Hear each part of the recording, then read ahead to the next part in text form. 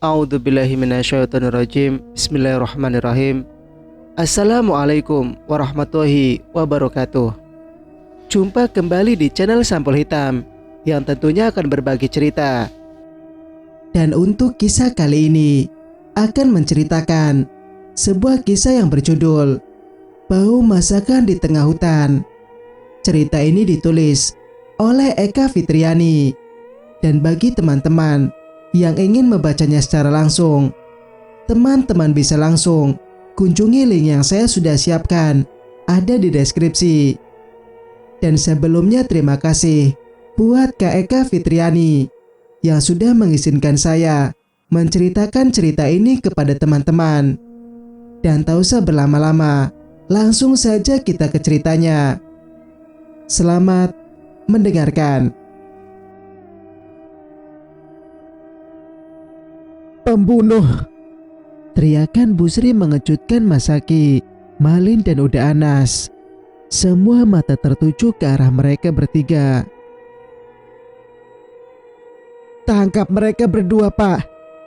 Mereka yang sudah membunuh suami saya. Busri berteriak histeris dengan terus menunjuk-nunjuk aku dan Masaki. Sabar, Bu. Sabar, ucap salah seorang warga mencoba menenangkan. Jangan asal menuduh, Bu. Bisa jadi fitnah itu. Malin berbicara dengan nada ketus. Kita harus memiliki bukti-bukti yang kuat. Tidak bisa asal menuduh orang, jawab Pak Polisi tegas. Warga yang mendengarnya ikut mengangguk-anggukan kepala. Tadi malam, saya melihat mereka sedang mengendap-endap di sekitar sini dan mencari sesuatu. Perkataan Busri memancing perhatian warga untuk melihat ke arah kami. Betul, Pak. Saya menyaksikan sendiri kalau sepasang suami istri itu sedang menggali-gali rawa di sebelah sana. Suara seseorang berteriak lantang menunjuk rawa di batas kebun milik Masaki dan Udajo.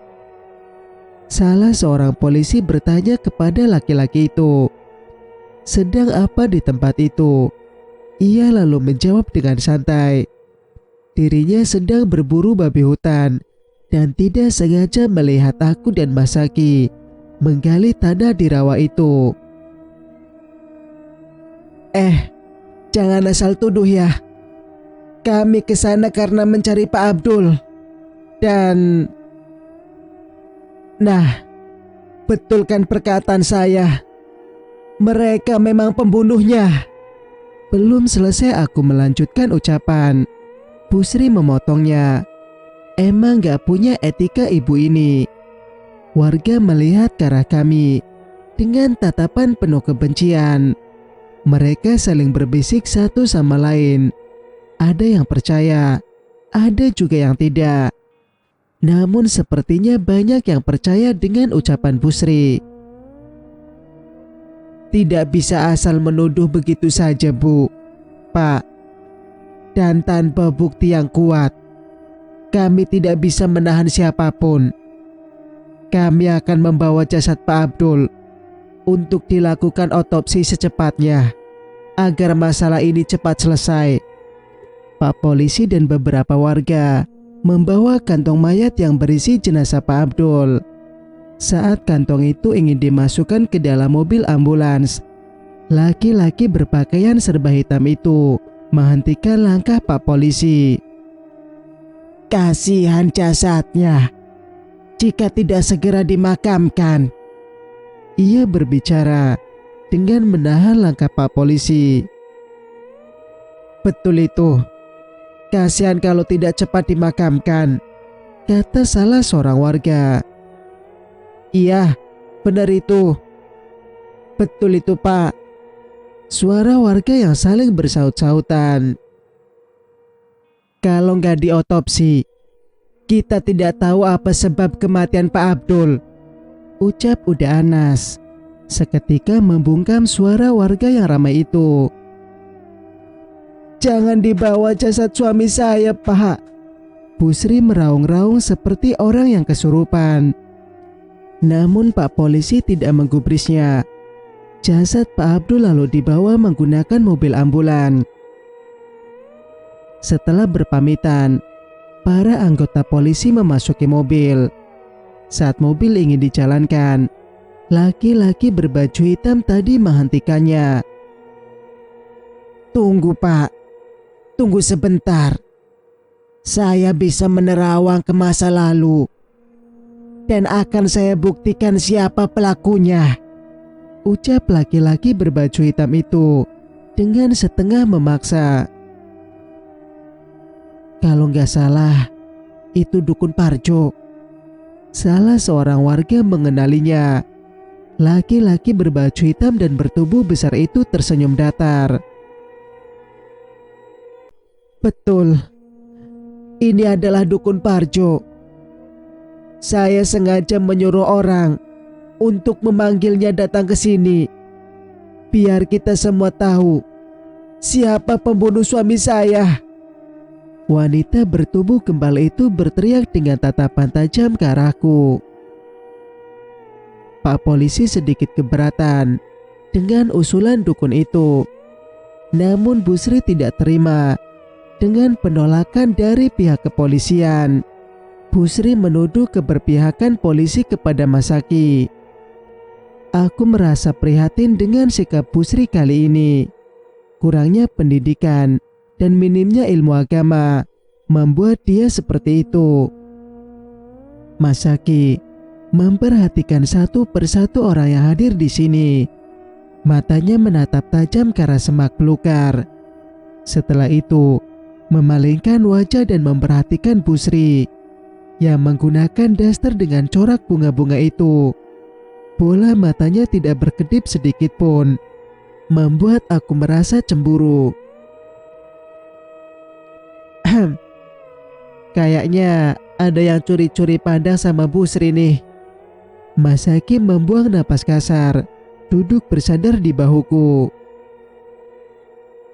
"Cie, ada yang cemburu sama ibu-ibu."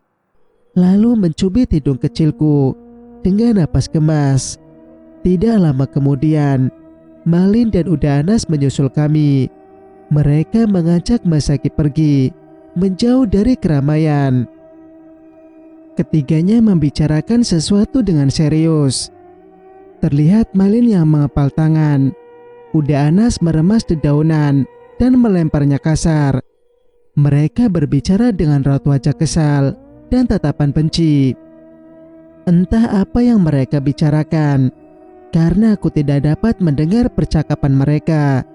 Tiba-tiba muncul rasa keingintahuan. Aku mendekat ke arah mereka bertiga. Aku duduk di sebelah Masaki. Mereka melihat ke arahku dengan bersamaan. Setelah itu terdiam tanpa suara. Sementara itu, "Mbah, tolong bantu saya untuk menemukan siapa pembunuhnya." Busri mengibah penuh harap kepada laki-laki tua berbaju hitam itu. "Saya akan mencoba untuk menerawangnya. Jika ini gagal, saya akan datangkan jin korinnya." Dukun tua itu berbicara dengan nada tinggi. "Baik Mbah, tidak sia-sia saya memanggil Mbah Dukun ke sini. Jujur saja, saya tidak percaya dengan polisi zaman sekarang. Apalagi kalau pelakunya orang kaya. Pasti uangnya yang berkuasa," ucapan Busri yang menyindir Pak Polisi. "Apa kamu sudah menyiapkan sesajen yang seperti saya suruh?" "Sudah Mbah."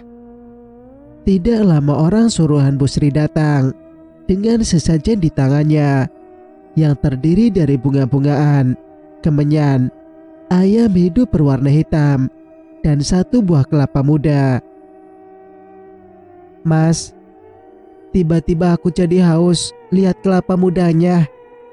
Masaki terkekeh mendengar perkataanku. "Dek, coba tebak, Berapa umur dukun itu? 56 tahun mungkin. Salah. Umurnya sudah hampir 120 tahun. Gitu-gitu idaman emak-emak loh. Mas Zaki terkekeh. Aku membulatkan mata dengan mulut membuka berbentuk O. Bagaimana mungkin bapak-bapak yang sudah berumur lebih dari 100 tahun bisa jadi muda? Kulitnya sedikit pucat, namun wajahnya masih tetap kencang dan segar. Badannya masih terlihat bugar. Otot-otot di dada yang berbentuk kotak-kotak seperti roti sobek terlihat menyembul dari baju yang ia kenakan. Dengar-dengar, katanya dia bersekutu dengan iblis, menukar jiwa ketiga anak perempuannya dengan kesaktian dan supaya awet muda. Naudzubillah, kejam sekali mas. Mas juga gak tahu itu benar atau enggak, karena selama ini Mas gak pernah tahu di mana rumah dan keluarganya. Tapi kamu harus hati-hati dek. Mas punya firasat buruk dengan kematian Pak Abdul, ucapnya dengan wajah serius. Aku mengamati dukun Parjo yang sedang duduk bersila di bawah pohon sawit. Mulutnya komat kamit. Dia memejamkan kedua matanya. Sesekali dia mengangguk-anggukan, seolah-olah sedang mendengar ucapan orang lain. Dukun itu berdiri, lalu mengambil sebilah pisau tajam di sisi pinggangnya. Setelah itu, mengambil ayam jantan berwarna hitam yang terikat di atas sesajen, mengarahkan benda tajam ke leher binatang berkaki dua itu, lalu menyayat leher hingga kepala ayam putus. Darah segar menyembur dari urat leher binatang malang itu. Aku menyipitkan mata, merasa ngilu melihatnya. Darah segar itu lalu ditampung menggunakan wadah besar. Setelah itu, bangkai ayam tadi dilemparkan begitu saja ke semak-semak. Sadis, tidak berperi kemanusiaan. Kejam sekali caranya menyembelih binatang. Masih saja ada orang percaya kepada dukun. Darah segar yang ditampung tadi diletakkan bersama sesajen. Tiba-tiba angin kencang datang berhembus. Terlihat pucuk-pucuk pohon bergoyang ke kanan dan kiri dengan kencang. Orang-orang berlarian menyelamatkan diri, menjauhi pepohonan yang besar, dan mencari tempat yang aman. Angin terus berputar-putar di atas sesajen yang ada di depan dukun Parjo. Dukun itu terus merapal mantra-mantra. Terlihat kepulan asap tebal di hadapan Mbah Parjo. Asap itu perlahan menghilang. Darah ayam yang ada di dalam wadah itu terlihat kosong, tidak tersisa bekasnya. Kemana darahnya? Ucapku lirih. Angin kencang perlahan mereda. Warga mulai kembali mendekat. Dukun Parjo berdiri dari duduknya, lalu berbicara dengan nada berteriak. Cari di rawa ujung kebun ini. Di sana terdapat galian tanah. Dukun itu menyuruh beberapa orang untuk memeriksa. Aku memutar pandangan, malas melihatnya. Andai saja tadi ucapanku tidak dipotong oleh Bu Sri. Sudah dari tadi warga tahu soal galian tanah di rawa itu. Dan dua orang bertopeng yang bisa jadi pembunuh Pak Abdul pasti sudah tertangkap. 15 menit berlalu. Terlihat dari jauh seseorang sedang berlari kencang dengan tergesa-gesa. Benar, ada bekas galian tanah di sebelah rawa sana. Dan ini, saya menemukannya tersangkut di semak-semak dekat rawa. Dengan nafas yang masih memburu, laki-laki itu bicara terbata-bata. Lalu dia memberikan penemuan berupa kalung emas ke dukun Parjo. Kemudian Mbak Dukun memberikannya kepada Pak Polisi. Pak Polisi bicara kepada bawahannya seolah memberikan perintah, dan sebagian menganggukkan kepala, lalu berjalan mendekat ke arahku. Terlihat beberapa pasang mata menatap tajam kepadaku. "Saudara Taniyah, apakah benar kalung ini milik Anda?" Benar, Pak. Tapi kalung ini sudah hilang sejak 5 hari yang lalu," jawabku gugup. "Sebaiknya Anda jelaskan nanti di kantor polisi. Silakan ikut dengan kami." "Tunggu, Pak. Istri saya tidak bersalah. Pasti ada yang sengaja menjebaknya. Kita bicarakan masalah ini di kantor saja, Pak. Mari silakan ikut dengan kami untuk menjalani pemeriksaan." Pak polisi membawaku menuju mobil patroli. Banyak warga yang menyoraki. Makian dan sumpah serapah mereka lontarkan begitu saja. Andai mereka tahu bukan aku pelakunya. Aku berjalan menunduk. Tidak sanggup rasanya melihat orang-orang menatap begitu penuh kebencian kepadaku. "Tunggu, Pak. Tunggu sebentar." Aku menarik nafas panjang. Siapa lagi itu? Menoleh pun rasanya enggan. Hanya sekedar mengedar.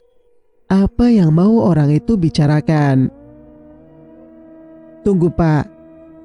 Saya yakin bukan Mbak Tania pelakunya. Sebelum kejadian ini, Pak Abdul sudah lama tidak terlihat." Laki-laki berambut pirang dan bertubuh kekar berbicara kepada polisi. "Benar, Pak. Kami sudah 5 hari tidak bertemu Pak Abdul." Suara Uda Anas yang juga membelaku. "Benar itu, Pak. Saat manen, Pak Abdul juga tidak datang," ucap Malin menimpalinya lagi. Senyum yang mengembang di raut wajah Dukun Parjo seketika hilang. "Pembunuh kok dibela? Pembunuhnya tetap aja pembunuh. Betul gak ibu-ibu?" Suara Bu Sri terdengar tidak suka. "Harusnya yang patut dicurigai itu kamu, Sri. Kamu yang tiap hari sama Pak Abdul. Masa gak tahu kalau Pak Abdul hilang selama 5 hari? Suara apa mertuaku dari batas kebun setengah berteriak, mengejutkan Bu Sri dan kami semua. "Apa?" Semua mata tertuju kepadanya. Begitupun salah satu polisi yang terkejut dan langsung menyalaminya. Masaki dan beberapa orang terlihat juga ikut mendekat kepadanya. Apa mertuaku seorang datuk atau kepala suku, orang yang dituakan di sini? Wajar saja jika mereka semua menghormatinya. Setelah mendengar ucapan apa mertua tadi, sepertinya warga mulai berpikir jernih. Terbukti dengan salah satu orang yang meminta untuk dilakukan penggeledahan di rumah peninggalan Pak Abdul yang kini dihuni oleh Bu Sri seorang diri. Bu Sri menepis ucapan warga dan melarang rumahnya digeledah. Ia berkila banyak alasan. Dirinya merasa sebagai korban yang terzolimi oleh diriku. Rumah milikkulah yang harusnya digeledah. Begitulah ucapannya. Pak Abdul adalah seorang duda beranak satu. Istrinya meninggal setelah digigit ular dan anaknya tinggal bersama istrinya di Sumatera Utara. Sedangkan Bu Sri adalah seorang janda kembang. Menurut cerita warga, suami pertama Bu Sri menghilang ketika sedang berburu babi hutan. Ada yang bilang dimakan binatang buas. Ada juga yang bilang kalau suaminya kabur karena tidak sanggup dengan gaya hidup Bu Sri. Warga meyakini jika pembunuhan ini dilakukan oleh orang terdekatnya. Banyak yang mencurigai Bu Sri. Banyak juga yang percaya ucapan si Dukun Parjo jika aku pembunuhnya. Dukun Parjo terlihat gugup ketika melihat tapak mertua yang mendekat ke arahnya. Ia menghindar dan melangkah menjauh. Dukun Parjo, saya yang akan membuat laporan balik atas fitnah yang kamu lakukan kepada anak dan menantu saya. Dukun Parjo diam membisu. Bahkan dia tidak berani menatap muka Apak. Dukun itu kini lebih terlihat seperti ayam sayur, berbanding terbalik dengan tadi yang begitu kejam dan arogan. Samar-samar jika dilihat dari dekat, wajah Dukun Parjo mirip dengan laki-laki yang tergantung waktu itu. Apak menasehatiku untuk bersabar dan tenang menjalani pemeriksaan. Masaki yang berdiri di sebelahku meyakinkan jika tidak akan terjadi apa-apa kepadaku. Aku menarik napas dalam-dalam. Setelah itu memasuki mobil patroli. Mobil yang aku tumpangi melaju kencang. Masaki dan kedua temannya juga mengikuti di belakang, menggunakan sepeda motornya. Apa dan 3 polisi masih melanjutkan pemeriksaan di rumah Busri, mengikuti saran warga. Dari mana apa tahu masalah ini? Apa mungkin Masaki yang bagi tahu? 2 jam sudah aku dan polisi menempuh perjalanan dari kebun ke kota. Terlihat 3 motor datang menyusul. Masaki dan temannya tiba dengan waktu bersamaan. Saudara Tania, silakan masuk untuk menjalani pemeriksaan. Setelah turun dari mobil, aku langsung dibawa masuk ke dalam kantor polisi. Sementara Masaki dan kedua temannya menunggu di luar. Dek, suara Masaki setengah berteriak. Kami akan berusaha mencari bukti-bukti. Yakinlah semuanya akan baik-baik saja. Wajah sendu itu melihat nanar ke arahku. Netranya mulai berkaca-kaca.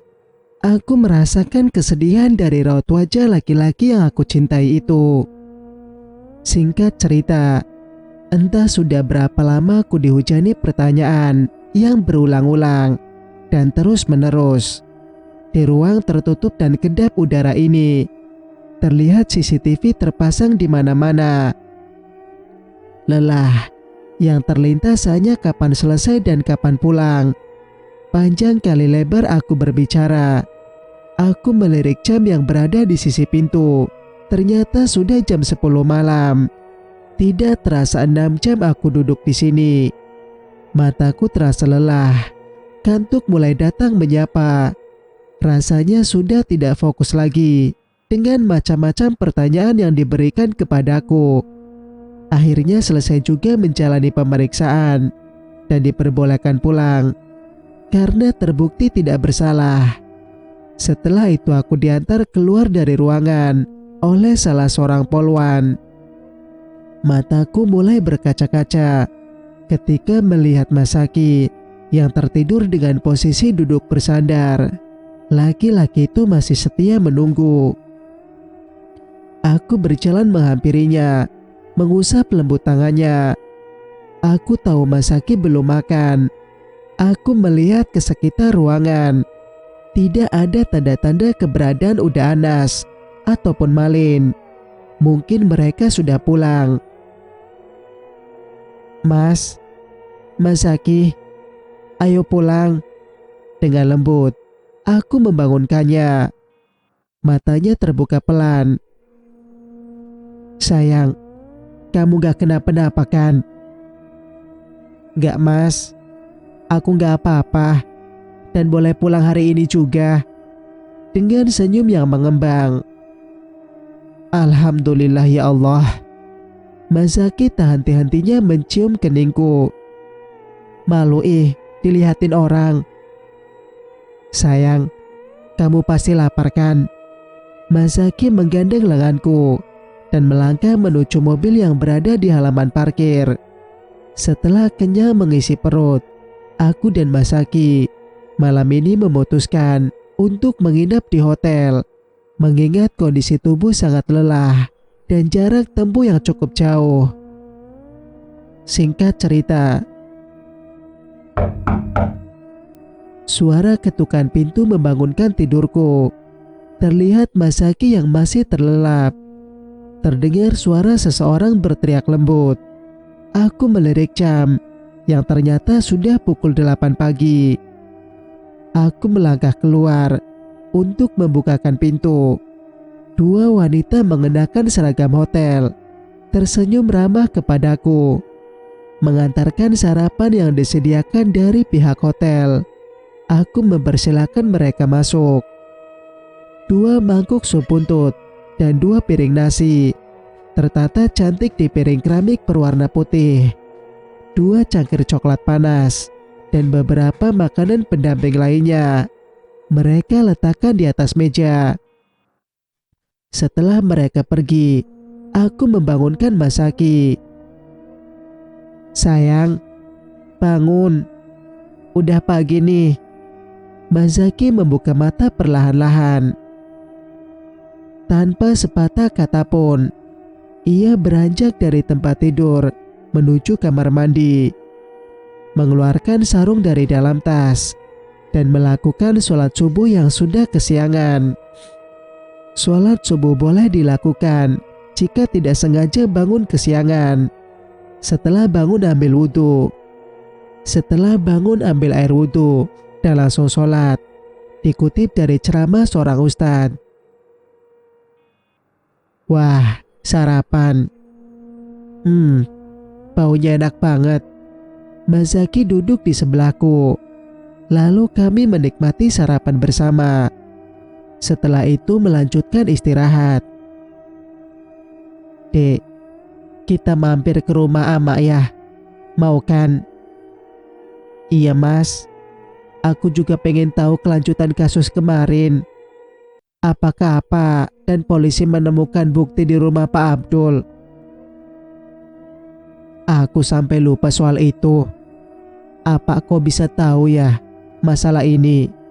Adekkah yang beritahu? Loh, kirain Masaki yang kasih kabar ke apa? Enggak. Malin atau udah Anas mungkin. Biar nanti mas tanyai. Aku mengangguk dan melanjutkan sarapan. Aku dan Masaki keluar dari hotel. Berjalan menuju mobil yang terparkir di halaman, tidak jauh dari lobi.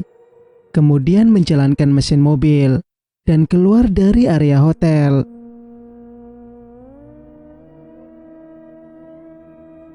Cerita pun bersambung. Jika kalian suka dengan ceritanya, jangan lupa untuk like, komen, dan subscribe channel ini agar bisa mendengarkan kelanjutan ceritanya. Wassalamualaikum warahmatullahi wabarakatuh.